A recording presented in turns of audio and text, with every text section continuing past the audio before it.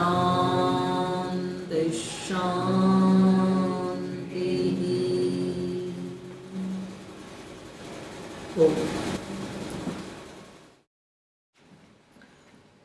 न्याय दर्शन के द्वितीय अध्याय का प्रथमानिक पढ़ रहे हैं और इसमें सबसे पहले हमने संशय की परीक्षा की कि जो लक्षण, जो परिभाषा प्रथम अध्याय में संशय की दी है ऋषि ने, तो वो उचित है या नहीं है। तो पूरा इसमें पक्ष और प्रतिपक्ष के द्वारा विवेचन करने से हम इस निष्कर्ष पे पहुँचे कि जो परिभाषा ऋषि ने दी है प्रथम अध्याय में संशय की, वो बिल्कुल ठीक है। अब इसके बाद ये जो 15 पदार्थ बच गए हैं, इनकी भी हमें परीक्षा करनी है। तो उसमें सबसे पहले परीक्षा करनी है हमें प्रमाण की, क्योंकि संसार की जितनी भी वस्तुएं हैं उनकी जानकारी ये प्रमाण से ही होती है। और प्रमाण में भी प्रत्यक्ष प्रमाण जो है वो सबका आधार होता है। प्रत्यक्ष पूर्वक ही अनुमान होता है। जैसे अनुमान किसको कहते हैं? लिंग को देख के लिंगी का ज्ञान होना, जैसे धूम्र को देख करके अग्नि का ज्ञान होना। पर जिस व्यक्ति ने कभी धूम और अग्नि का प्रत्यक्ष किया ही नहीं, तो उसको धूम से अग्नि का ज्ञान नहीं होगा। तो पहले उसका प्रत्यक्ष होना चाहिए। और ऐसे ही उपमान प्रमाण भी प्रत्यक्ष पूर्वक ही होता है। जैसे उपमान प्रमाण में क्या होता है? यथा गो तथा गवय। अब जिस व्यक्ति ने कभी गो देखी ही नहीं, प्रत्यक्ष नहीं किया, तो वो गवय का उपमान से ज्ञान नहीं कर सकता है। तो यहाँ भी प्रत्यक्ष पूर्वक है। फिर शब्द प्रमाण, वो तो होता ही प्रत्यक्ष पूर्वक है। किसी व्यक्ति ने किसी तत्व का साक्षात्कार किया प्रत्यक्ष, तभी तो फिर वो हमें बताते हैं शास्त्र के रूप में, और वो हमारे लिए आप्त प्रमाण बन जाता है। तो प्रत्यक्ष प्रमाण जो है ये सबसे बड़ा प्रमाण है और सबका आधार है। तो प्रमाणों में सबसे पहले प्रत्यक्ष की करेंगे परीक्षा, लेकिन यहाँ तो इन्होंने सामान्य रूप से कह दिया कि देखो प्रमाण तो होते ही नहीं है, क्योंकि प्रमाण के होने की 3 स्थिति हो सकती हैं। या तो प्रमेय से पहले प्रमाण हो, या तो प्रमेय के बाद में प्रमाण हो, या तो साथ साथ हो। तो 3 स्थिति हो सकती हैं, भूत भविष्य वर्तमान। तो प्रमेय से पहले भी प्रमाण नहीं हो सकता है, क्योंकि जब प्रमेय ही नहीं था तो वो किसको नापेगा? प्रमाण कैसे बनेगा? वो तो पहले प्रमाण नहीं हो सकता है। बाद में भी प्रमाण नहीं हो सकता है। क्यों नहीं हो सकता है? प्रमेय यदि पहले है तो वो किसके द्वारा प्रमेय बना, किसकी अपेक्षा से प्रमेय बना, जब प्रमाण था ही नहीं तो। और अब तो क्योंकि प्रमेय है यहाँ पर, तो अब प्रमाण की आवश्यकता क्या है? तो बाद में भी नहीं हो सकता है और साथ साथ भी नहीं हो सकता है। क्यों नहीं हो सकता है साथ साथ? क्योंकि बुद्धि प्रत्यर्थ नियत है। तो एक बार में वो एक ही पदार्थ का ज्ञान कर सकती है। तो ये इनका पूर्व पक्षी का कहना है। तो इसको हम पढ़ते हैं। पीछे के पाठ से कुछ पूछना है किसी को? जी प्रणाम दीदी जी। संशय का लिए संशय में है दीदी, संशय कि चित्त की वृत्ति योग दर्शन में जैसे बताते हैं प्रमाण विपर्य आदि दीदी, तो यहाँ संशय भी एक वृत्ति होनी चाहिए ना दीदी जी? संशय लाइक डिसीजन, जब वो करेक्ट नॉलेज रहेगी तो प्रमाण, नहीं होगा तो विपर्य है। तो ये संशय वाला कहाँ पर जाएगा दीदी? वहाँ पर वृत्ति ही है एक चित्त की, लेकिन वो वहाँ पर गिना नहीं गया दीदी। उसमें तो मुख्य रूप से गिनी है जी, जो वृत्तियां हैं, 5 वृत्तियां, तो मुख्य रूप से गिन ली। ऐसे तो अनंत हैं वृत्तियां, उन्हीं में से किसी के अंतर्गत आ जाएगा ये। मुझे हमेशा ऐसा लगा दीदी कि हमारे मन में जो चीज़ें चलती है वो डेफिनेटली 5 कैटेगरी में ही जाएगी, अतिरिक्त हाँ, नहीं हो सकती है। हाँ। लेकिन कल जैसे थोड़ा सा पॉन्डर किया दीदी इस पर, तो फिर संशय जो था मतलब वो बिफोर वाला प्रोसेस है इस दोनों के। नहीं, बिफोर वाला नहीं है, वो विपर्य में चला जाएगा। विपर्य मिथ्या ज्ञान। लेकिन वो दीदी मिथ्या ज्ञान में जब इनकरेक्ट होगा तो ही मिथ्या ज्ञान में जाएगा ना। तो ये इनकरेक्ट तो है इसको, क्योंकि इसको उभय कोटि का ज्ञान हो रहा है, उभय स्पर्शी ज्ञान हो रहा है। तो उभय स्पर्शी ज्ञान तो होता ही नहीं है। या तो ये होगा या तो ये होगा, या तो पुरुष है या तो स्थाणु है, दोनों तो हो ही नहीं सकते हैं ना। पर इस समय इसके चित्त में जो ज्ञान हो रहा है वो दोनों का हो रहा है, उभय कोटि का, विपर्य में चला जाएगा ये। तो दीदी वो जो नॉलेज वाला पक्ष है, प्रमाण वाला पक्ष है, वो भी संशय पूर्व वाला ही होगा, पहले संशय होगा फिर। हाँ बिल्कुल, संशय पूर्वक ही सत्य को प्राप्त करते हैं हम। पहले तो किसी प्रमेय के बारे में हमें संशय करना होता है, उसको जानने की पद्धति यही है। हाँ, तो उसके बाद ही फिर सत्य ज्ञान होता है, सत्य तक पहुंचते हैं। आप लोग पढ़ के आए? नहीं पढ़ के आए? इसको नहीं पढ़ के आओगे तो फिर मैं आपसे पूछूंगी कि इस पंक्ति का अर्थ बताओ, तो इसलिए कल से पढ़ के आना, ठीक है?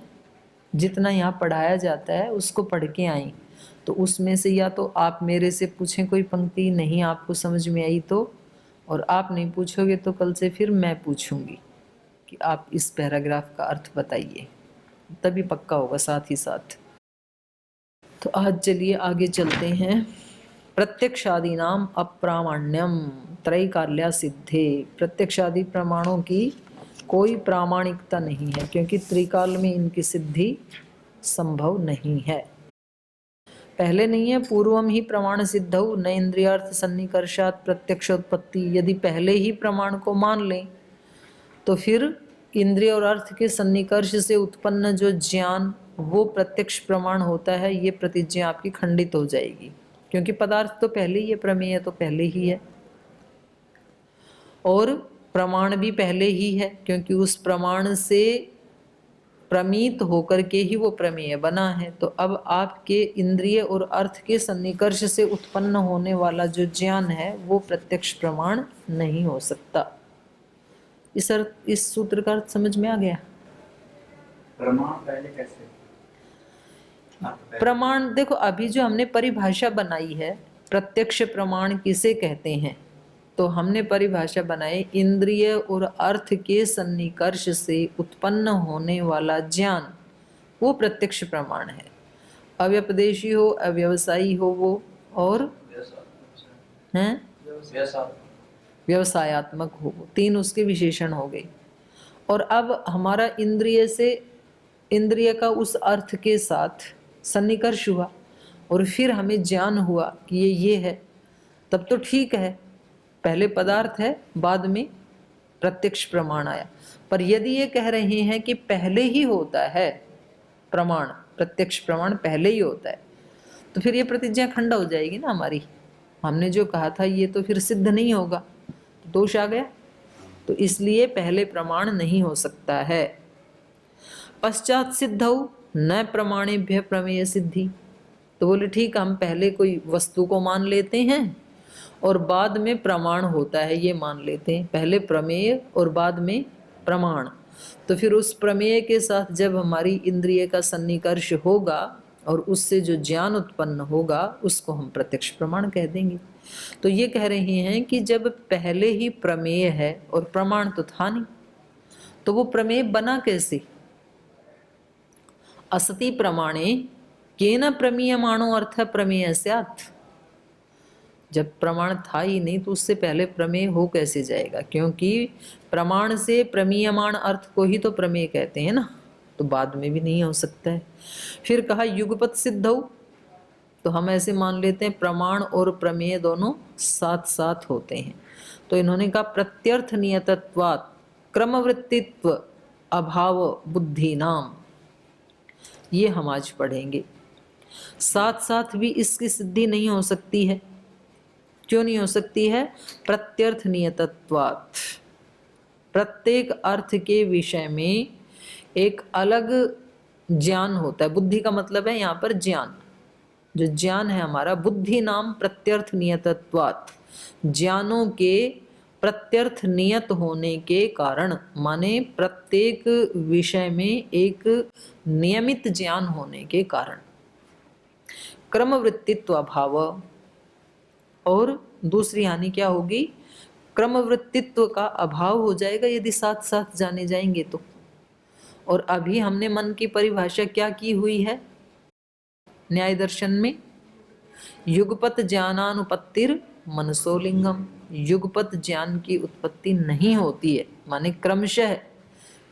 ज्ञान होता है, ये मन का लिंग है, तो वो हमारा खंडित होने लगेगा। अगर प्रमाण प्रमेय दोनों साथ साथ हुए बिल्कुल, तो क्रमवृत्तित्व का अभाव होने लगेगा ना। अभी तो मन में क्रमशः ज्ञान होता है, तो क्रम वृत्तियों का क्रम है, एक बार एक वृत्ति फिर दूसरी तीसरी ऐसे होगी, तो वो हमारा खंडित होने लगेगा। तो तीनों तरह से इन्होंने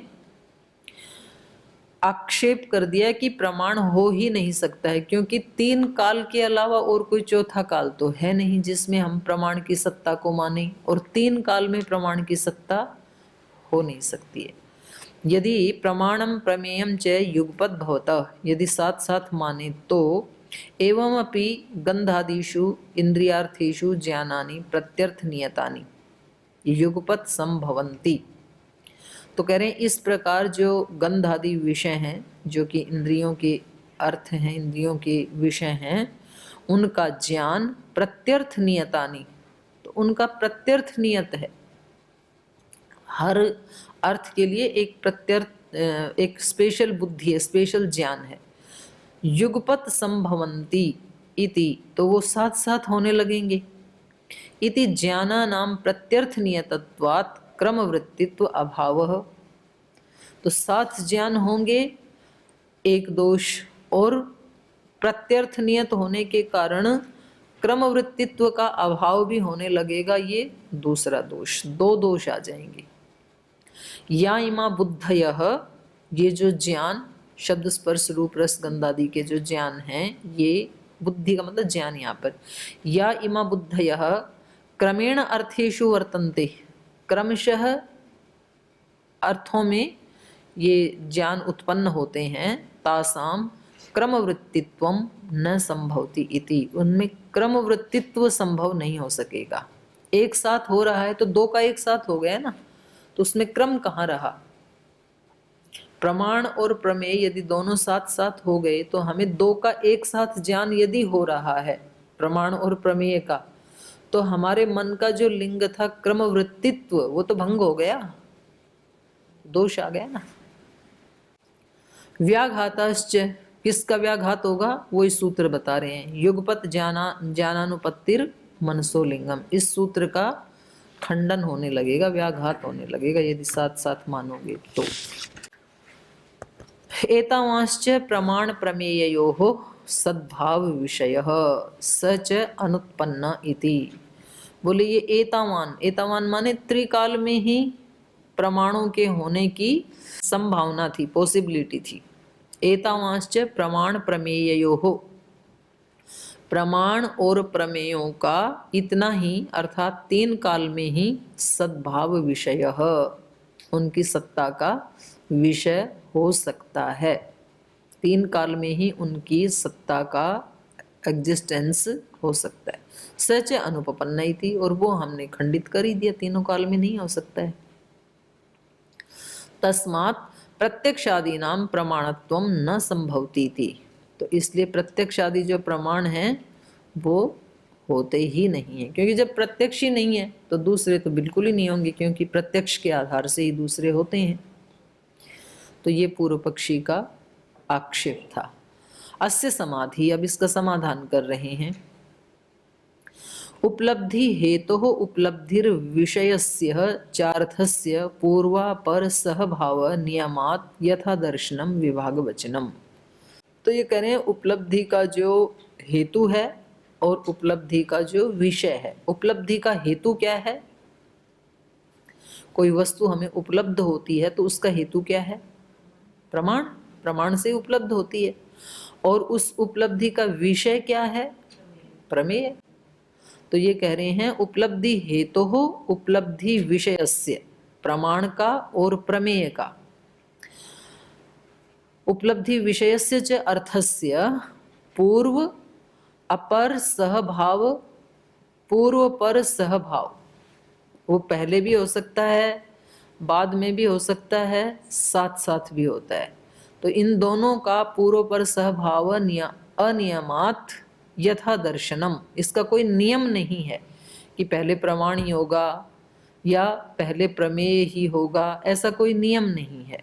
पूर्व पर सहभाव अनियमात यथा दर्शनम विभाग वचनम, जैसा जहाँ देखा जाता है तो वैसे विभाग वचन से जान लेना चाहिए, कोई एक तरफा नियम नहीं है। जैसे उदाहरण दे रहे हैं, क्वचित उपलब्धि हेतु पूर्वम पश्चात उपलब्धि विषय। जैसे कुछ ऐसे प्रसंग हैं जिसमें उपलब्धि का हेतु पूर्व में होता है। उपलब्धि का हेतु मतलब प्रमाण, प्रमाण पहले होता है, पश्चात उपलब्धि विषय और बाद में प्रमेय होता है। यथा आदित्यस्य प्रकाशः उत्पद्यमानानाम, उत्पद्यमानानाम जो उत्पन्न होने वाली वस्तुएं हैं उनका हेतु क्या है? सूर्य का प्रकाश।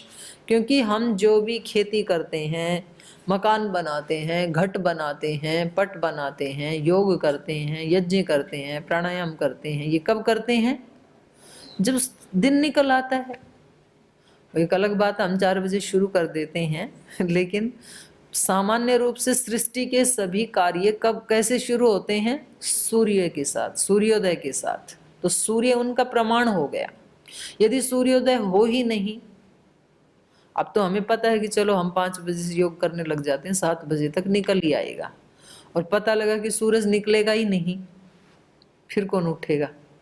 सूरज ही नहीं निकलने वाला आज तो सारे कर्म, कोई अपने खेत में जा रहा है, कोई घड़ा बना रहा है, वो सारे कर्म कैसे होते हैं? सूर्य से। तो सूर्य इन सब का क्या हो गया? कारण, और ये सारे कार्य क्या हो गए? उसके कार्य। तो पहले आदित्य का प्रकाश और बाद में उत्पन्न होने वाली वस्तुएं। तो यहाँ प्रमाण पहले है, प्रमेय बाद में है। क्वचित पूर्वम उपलब्धि विषयः पश्चात उपलब्धि हेतु। और कहीं कहीं ऐसा होता है कि उपलब्धि का विषय अर्थात प्रमेय पहले होते हैं और उपलब्धि हेतु पश्चात, प्रमाण बाद में होता है। इसका उदाहरण दे रहे हैं, यथा अवस्थितानाम प्रदीपः। जैसे किसी कमरे में वस्तुएं अवस्थित हैं, रखी हुई हैं, लेकिन वो दिखाई नहीं दे रही हैं, लेकिन जैसे ही दीपक लाए तो दिखाई देने लगी। तो यहाँ पर वस्तुएं तो प्रमेय हैं, जानने योग्य जो हैं, और उनको किससे जाना जा रहा है? दीपक से। तो दीपक प्रमाण हो गया। तो वस्तुएं पहले से ही हैं कमरे में, उपलब्धि विषय पहले है और उपलब्धि का हेतु जो दीपक है वो बाद में आता है। तो प्रमेय पहले, प्रमाण बाद में। 2 हो गया। क्वचित उपलब्धि हेतु उपलब्धि विषयश्च सहभवत। और कहीं कहीं उपलब्धि का हेतु और उपलब्धि का विषय दोनों साथ साथ भी होते हैं। यथा धूमेन अग्नि ग्रहणम इति। जैसे धुएं से अग्नि का ग्रहण होता है, तो धूम क्या हो गया? उसको उपलब्धि का हेतु हो गया, और उपलब्धि का विषय क्या है? अग्नि। तो यहाँ पर दोनों साथ साथ हैं। यदि उपलब्धि का विषय नहीं है तो उपलब्धि का हेतु भी नहीं है। पर यह तो हो सकता है उपलब्धि का हेतु ना हो, उपलब्धि का विषय हो। पर जब ये कहा जाता है कि धूम से अग्नि का अनुमान हो रहा है, तो वहां पर दोनों साथ साथ होते हैं, उपलब्धि का हेतु भी और उपलब्धि का विषय भी। उपलब्धि हेतुश्च प्रमाणम। यहाँ उपलब्धि का हेतु क्या है? प्रमाण। प्रमेयम तो उपलब्धि विषय। ऊपर जो ये इस शब्द का प्रयोग कर रहे थे ना बार बार, उपलब्धि हेतु उपलब्धि विषय, तो उसको अभी खोल रहे हैं कि उपलब्धि के हेतु का मतलब है प्रमाण और उपलब्धि का विषय इसका मतलब है प्रमेय। एवं प्रमाण प्रमेययोः पूर्वापर सहभावे अनियतो यथार्थो दृश्यते तथा विभज्य वचनीय इति। तो कह रहे हैं इस प्रकार से प्रमाण और प्रमेय में पूर्व पर या सहभाव ये नियत नहीं है, अनियत। अनियत होने से यथार्थो दृश्यते, जैसा जो पदार्थ देखा जाता है वैसा उसके बारे में, तथा विभज्य वैसे ही उसकी व्याख्या करके वचनीय उसका निर्वचन कर देना चाहिए। कहीं कहीं ऐसी परिस्थिति होती है प्रमाण पहले होता है प्रमेय बाद में, कहीं तो प्रमेय पहले प्रमाण बाद में, कहीं तो दोनों साथ साथ। तो ये कोई नियत नहीं है। तत्रैकांतेन प्रतिषेधानुपपत्ति ही। तो जो आपने एक तरफ से प्रमाण का प्रतिषेध कर दिया था उस प्रतिषेध की अनुपपत्ति है, प्रतिषेध नहीं हो सकता है। तीनों ही काल में प्रमाण की सत्ता तो है।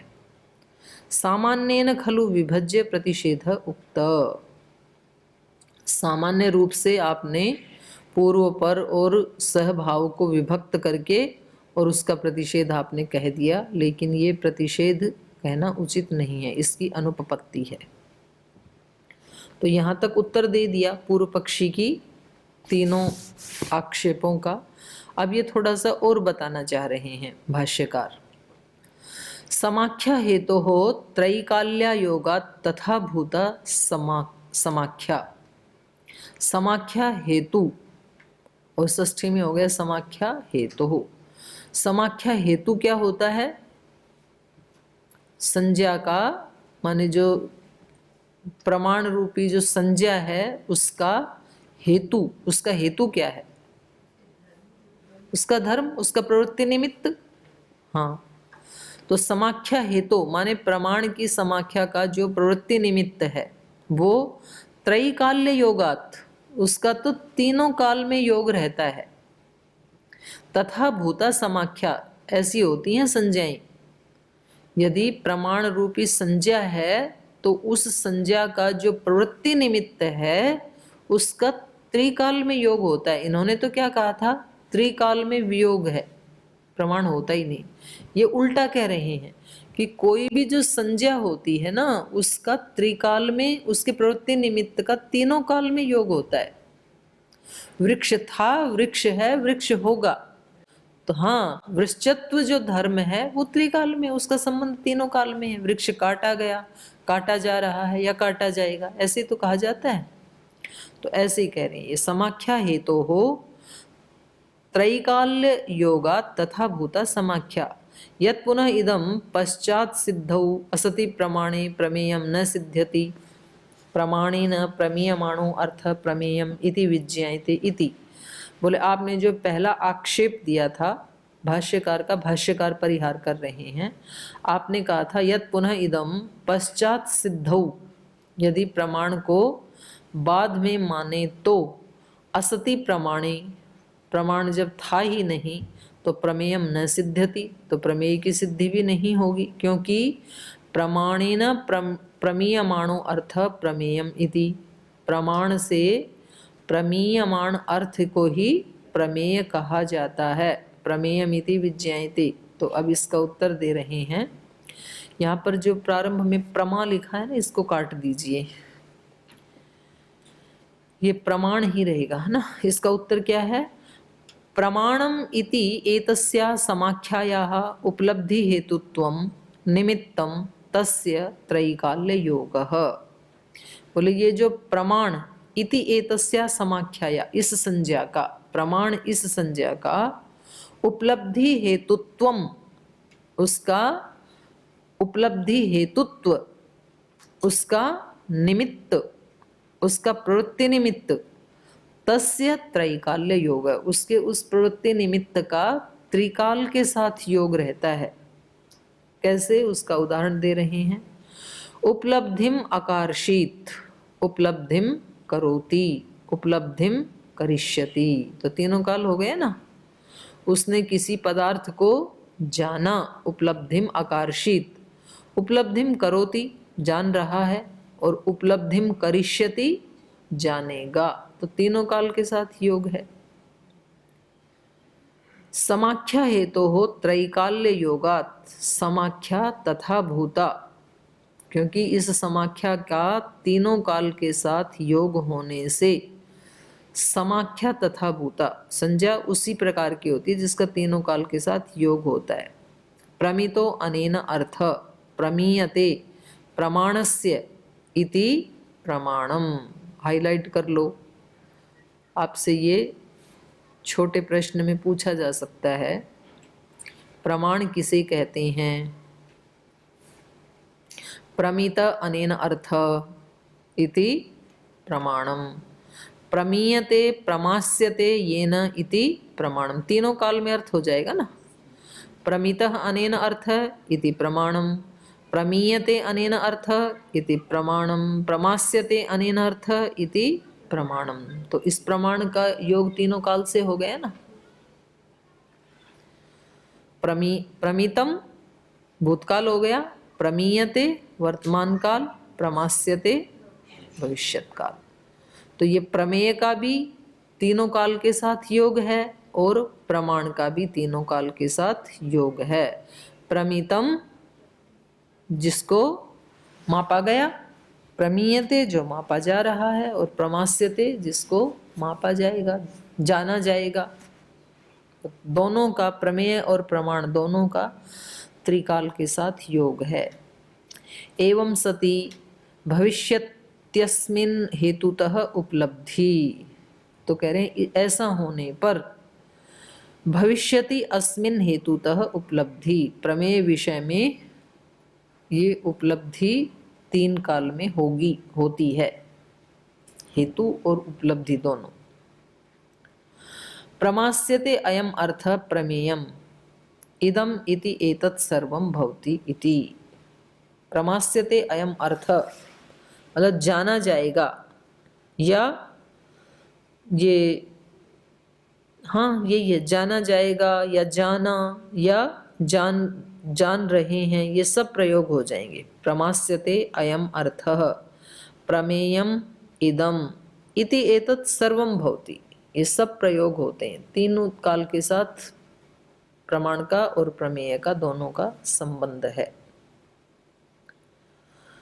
त्रैकाल्या अनभ्यनुज्ञाने च व्यवहारानुपपत्ति। और कह रहे हैं तीन काल के साथ संबंध यदि नहीं मानेंगे, त्रैकाल्य अनभ्यनुज्ञाने, अगर इसको स्वीकार नहीं करेंगे प्रमाण और प्रमेय का संबंध तीन काल के साथ, तो व्यवहारानुपपत्ति, व्यवहार की उपपत्ति नहीं हो पाएगी, अनुपपत्ति हो जाएगी। जैसे यथश्चैवं न अभ्यनुज्ञानीयात् तस्य पाचकम् आनय पक्षति लावकम् आनय लविष्यति इति व्यवहारो नोपपद्यते इति। कह रहे हैं यश्च एवं न अभ्यनुजानीयात्, जो व्यक्ति इन दोनों का त्रिकाल के साथ संबंध नहीं जानता है, नहीं मानता है, तस्य उसके मत में पाचकम आनय पक्षति, भाई पाचक को बुलाओ, हलवाई को बुलाओ, पकाएगा, ये प्रयोग होगा ही नहीं। क्यों नहीं होगा? क्योंकि पहले वो पकाए तब तो वो पाचक बने। तो पहले से आप उसकी पाचक संज्ञा कैसे कर सकते हैं कि भाई पाचक को लाओ, क्योंकि आपके यहाँ तो पकाया ही नहीं अभी उसने। लेकिन ऐसे तो होती है संज्ञा, जब कोई फंक्शन होता है तो यही कहा जाता है ना, भाई किसी अच्छे पाचक को लाना अब की बार। तो पाचकम आना है पक्षति, पक्षति ये तो भविष्य में है, पकाएगा तो बाद में, और संज्ञा तो पहले से ही है। लावकम आनय लविष्यति इति, भाई कटाई करने वाले को लेके आओ, वो कटाई करेगा। तो लावक संज्ञा तो होगी ही नहीं, क्योंकि अभी तो उसने काटा ही नहीं है। तो ये तो तभी उपपन्न हो सकता है ये व्यवहार जब आप उपलब्धि हेतु और उपलब्धि विषय का संबंध त्रिकाल के साथ मानेंगे। प्रत्यक्षादीनाम अप्रामाण्यम त्रैकाल्या सिद्धे इत्येवं आदि वाक्यम प्रमाण प्रतिषेध। कह रहे हैं इन्होंने जो 8 नंबर सूत्र में कहा था कि प्रत्यक्षादि जो प्रमाण हैं उनका प्रामाणिकता नहीं है, अप्रामाण्य है, क्योंकि त्रैकाल्या सिद्धि, 3 काल में भी उनकी सिद्धि दिखाई नहीं देती। इत्येवं आदि वाक्यम प्रमाण प्रतिषेध है, तो इस वाक्य से प्रमाण का प्रतिषेध किया था। तत्र अयम प्रष्टव्य, मतलब अपनी सारी बात कह के और फिर उनसे पूछ रहे हैं, अब उत्तर पक्षी पूर्व पक्षी से पूछ रहे हैं। तत्र अयम प्रष्टव्य, हम आपसे ये पूछना चाहते हैं कि ये जो आपने इस वाक्य से सभी प्रमाणों का प्रतिषेध किया था, अथ अनेन प्रतिषेधेन भवता किम क्रियते इति, बोले इस प्रतिषेध से आप कहना क्या चाहते हैं, करना क्या चाहते हैं, ये बताओ आप हमारे को। हमने उत्तर तो दे दिया आपका, पर हमारे ये समझ में नहीं आया कि इतना मूर्खतापूर्ण प्रश्न आपने किया ही क्यों, आक्षेप किया क्यों ऐसा। ये सब प्रतिषेध करके आप क्या कहना चाहते हैं, आप क्या करना चाहते हैं। तत्रायम प्रष्टव्य अथानेन प्रतिषेधेन भवता किम क्रियते इति, किम संभवो निवर्त्यते अथ असंभवो ज्ञाप्यते इति। क्या जो संभव था उसकी आप निवृत्ति करना चाहते हैं? आपके मत में प्रमाण तो है, लेकिन प्रमाण के होते हुए आप उसकी निवृत्ति करना चाहते हैं इस वाक्य से, या असंभव, प्रमाण है ही नहीं आपकी दृष्टि में और उस असंभव को आप